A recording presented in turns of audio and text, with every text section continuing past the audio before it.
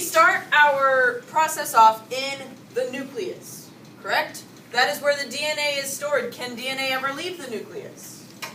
Yes. No. No, right? The nucleus is pretty much there specifically to protect the DNA. Now, to get the message out, we use this molecule called mRNA. Okay, to make mRNA, we have to follow the base pairing rules that I've written up here. A goes to U, T goes to A, and G goes to C. Okay, so in my mRNA, if I have a T on DNA, what will the mRNA read? A. If I have an A on the DNA, what will my mRNA read? U. If I have a C, it will go G. If I have an A, U. We're kind of getting the idea, right? Hey, Haley, you close your eyes. Yeah. So we've now transcribed the mRNA. This process is called transcription. That is copying mRNA from DNA. The mRNA is going to leave the nucleus through a little pore called a nuclear pore. It's going to slide out until it gets into the cytoplasm. So we are now currently in the cytoplasm. Once it's in the cytoplasm, this ribosome is going to jump onto it and start reading it in bases of 3. Does anyone remember what those 3 bases are called together? Codons. A codon, right? So what are they called? Codon. Codons. Thank you, ladies and gentlemen. So my first codon here is going to be AUG. mRNA reads AUG. So we are going to find our amino acid that goes with it. So we will read our circle chart here. Starting in the middle, A is my first base. So I read A, I start here, I go to my second one, which is U, and then I go to my last one, which is G. So my amino acid will be methionine. Okay? And then my tRNA, I have to use my base pairing rules again. So A goes to U, U goes to A, and G goes to C. Okay, so I look for my tRNA and my amino acid that goes together. I look for my UAC. Here it is. My tRNA UAC.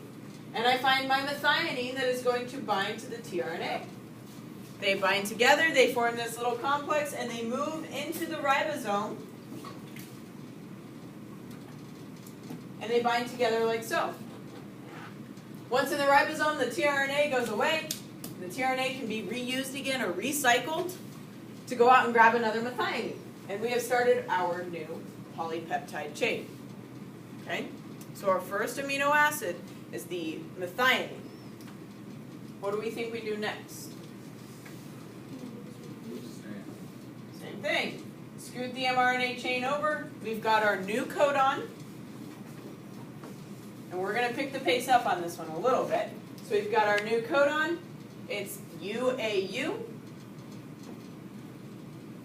Let's look at our circle chart here.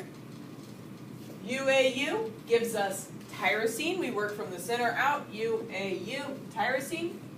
So our amino acid is tyrosine. And then our tRNA is going to be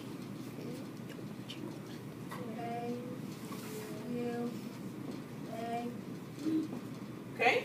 So now we're going to look in our cytoplasm, find AUA, and then our amino acid tyrosine.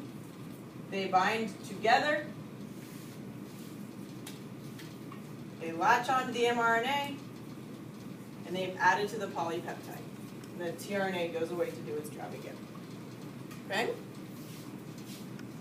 I'll do one more to help practice, and then I'm going to start calling on you guys. So make sure you've got an idea of how this is going to work.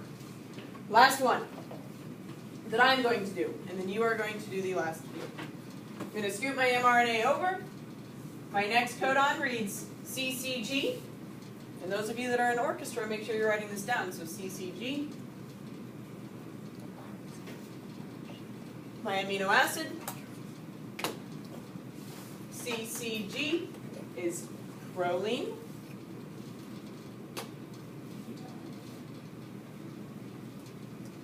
Thank you.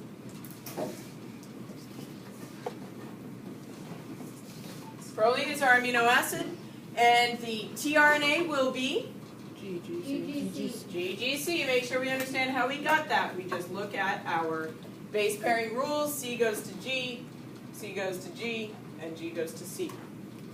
So I'm going to look in my cytoplasm for my tRNA. The tRNA is GGC, and it looks for proline. That's our amino acid that we found. Put those two together, bring them to the ribosome.